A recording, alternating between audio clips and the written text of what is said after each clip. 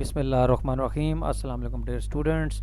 Today my lecture is on method of variation of parameters problems.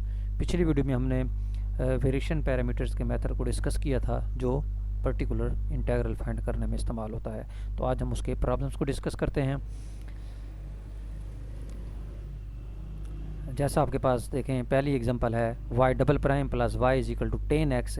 ये मैंने पिछली video में भी बताया था आपको कि वेरिएशन ऑफ पैरामीटर मेथड हम तब यूज़ करते हैं जब हमारे पास पर्टिकुलर सॉल्यूशंस हमने यानी नॉन होमोजीनियस डिफरेंशियल इक्वेशन को सॉल्व करना हो और आपके पास जो QX फंक्शन होता है वो इस तरह का फंक्शन आ जाता है जिस पर हम ऑपरेटर मेथड और यूसी मेथड हम अप्लाई नहीं कर सकते, तो हम उसको फिर क्या करते हैं, वेरिएशन ऑफ पैरामीटर मेथड से सॉल्व करते हैं। तो जैसा कि यहाँ QX जो है वो 10x है, तो ये हम 10x आपके पास ऐसा फंक्शन है जिस पर हम यूसी भी मेथड अप्लाई नहीं कर सकते और इन्वर्टर मेथड जो है हमारे पास, इन्वर्स ऑपरेटर मेथड जो है वो भी हम अप्लाई नहीं कर सकते। तो इसलिए अब हम इसको वेरिएशन पैरामीटर मेथड से करेंगे। तो हम सबसे पहला काम करेंगे YC कैलकुलेट करेंगे। तो YC के लिए ज़ाहिर बात है आप d स्क्वायर प्लस 1 को 0 पुट करेंगे तो वहाँ से d की वैल्यू जो है वो प्लस माइनस एट आएगी। तो आपका YC जो आएगा वो आएगा C1 cosine x plus C2 sine x। अब क्योंकि ये जो आपके इसमें YC में देखें दो फंक्शंस आ गए हैं जिसको हम पैरामीटर मेथड में क्या करते हैं, कोसाइन x आपका y1x हो गया और साइन x आपका y2x हो गया। तो सबसे पहला काम तो आप रोंगसियंस फाइंड करेंगे। तो रोंगसियंस बराबर होता है आपके पास y1 y2 y1 prime y2 prime का डिटर्मिनेंट। तो y1 की वैल्यू पुट कर दें, y2 की वैल्यू पुट कर दें। y1 का प्राइम मतलब कोसाइन का डायरेक्ट माइनस साइन और y2 का प्राइम मतलब साइन का डायरेक्ट ऑफ कोसाइन। तो इसका जब डिटर्मिनेंट लिया तो cosine square plus sine square which is equal to 1 आ गया। तो ये रोंगसियंस हमेशा नॉन ज़ीरो आना चाहिए। अब हमने क्योंकि पिछली वीडियो में इसके डिस्कस किया था फार्मूले को, क्योंकि ये डिग्री 2 है, क्योंकि दो फंक्शंस आपके पास कैलकुलेट हुए हैं, ऑर्डर 2 है डिफरेंशियल इक्वेशन का, तो आपके पास जो u1 का फार्मूला होगा, ये क्रैमर रूल भी आप यूज़ कर सकते हैं, वो हमने उसका फार्मूला भी डिस्कस किया था, लेकिन ये u1 का ये फार्मूला भी आपके पास है। अगर आप उसको एक्सपैंड करें तो u1 बराबर होता है माइनस y2q ओवर w/dx, यानी ये u1 का फार्मूला हमने प्रीवियस वीडियो में डिस्कस किया था।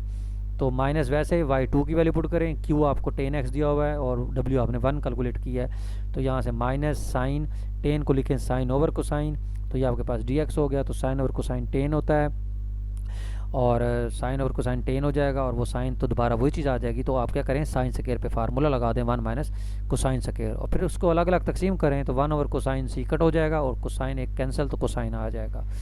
तो सीकंट की इंटीग्रेशन होगी लॉग सीकंट प्लस 10 और माइनस माइनस प्लस कोसाइन की इंटीग्रेशन साइन होगी। तो आपका ये u1 हासिल हो गया। फिर u2 का फार्मूला लगाएं, वो बराबर होता है y1 into Q over w की इंटीग्रेशन। तो y1 की वैल्यू कोसाइन x है, q आपका 10x है, w आपका 1 कैलकुलेट किया। तो ये आपके पास 10 sine over cosine, cosine cancel, sine बचा, साइन की इंटीग्रेशन माइनस कोसाइन। तो आपका yp जो होता है वो होता है u1 y1 plus u2 y2।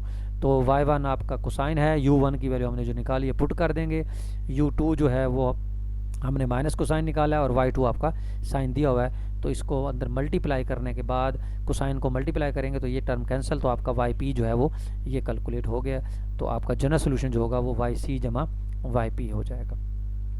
इसी तरीके से दूसरा पार्ट देखें इसका, इसमें भी उन्होंने d की 3 प्लस D into Y is equal to secant दिया और सीकंट भी आपके पास एक ऐसा फंक्शन है जिस पर यूसी मेथड और ऑपरेटर मेथड जो है वो अप्लाई नहीं हो सकता, इसलिए हम इसको इस मेथड से करेंगे।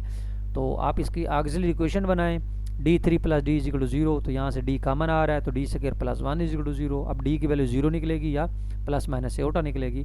तो इसका जो सोल्यूशन होगा वो होगा YC C1 plus C2 cosine x plus C3 sine x। अब इसमें देखें आपके पास तीन फंक्शंस आ गए हैं, तो इसका मतलब है आपका जो YP होगा वो बनेगा u1x plus u2x cosine x plus u3 sine x। तो आपका y1 जो है वो यहाँ 1 बन रहा है, y2 जो है वो कोसाइन x बनेगा और जो y3 है वो साइन x बनेगा। तो ये 3 का हमारे पास तो फंक्शंस है, यानी 3 इसमें फंक्शंस आ गए क्योंकि ऑर्डर 3 था डिफरेंशियल इक्वेशन का। तो इसका रोंगसियंस कैलकुलेट करें, y1 y2 y3 y1 prime y2 prime y3 prime y1 double prime 2 double prime 3 double prime. तो इनकी वैल्यूज़ को आप इसके डेरिवेटिव्स लेके पुट करें। तो उसके बाद जब इसका रोंगसियंस कैलकुलेट हुआ इसमें भी 1 हासिल हुआ है।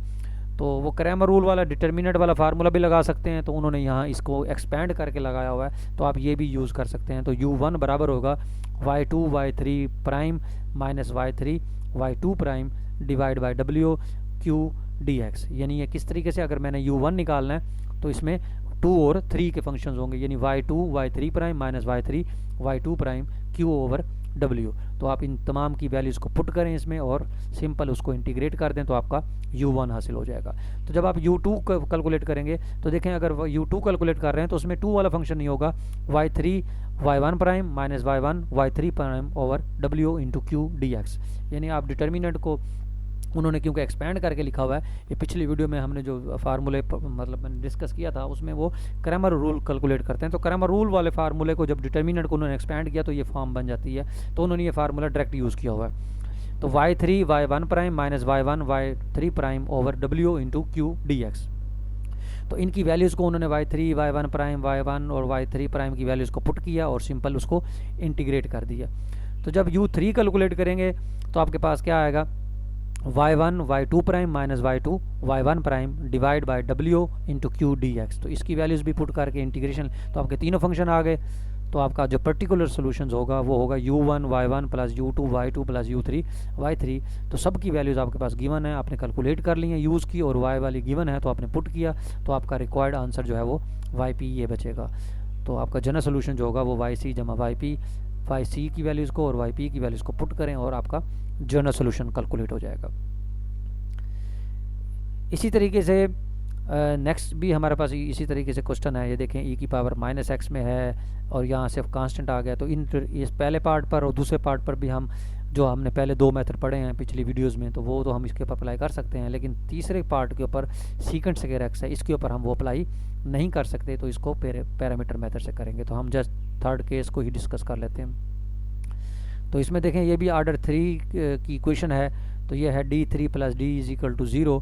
तो आपने जाहिर बात है इसका ऑक्सिलरी सॉल्यूशंस कैलकुलेट करके इसके ऑक्सिलरी रूट्स निकाले हैं, करेक्टरिस्टिक्स रूट्स कैलकुलेट करने के बाद इसका कम्प्लीमेंट्री सॉल्यूशन उसी तरह आया है, और 3 फंक्शन है उसी तरीके से इसका रॉन्गस्टेंस 1 आएगा, ये पिछली एग्जांपल की तरह।